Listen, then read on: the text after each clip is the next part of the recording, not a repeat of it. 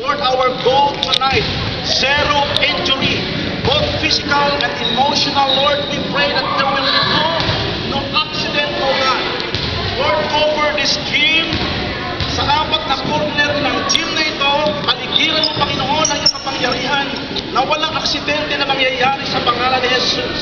And we are declaring, Lord, na ngayong gabi bilang mga Pilipino, dakilang lahi, ipakikita namin sa iba't ibang mga tao, lalo sa ibang lahi na narito, na kami po ay mahusay na maglalaro. Panginoon, I entrust unto you these teams, the Titans and the Stoners, Lord.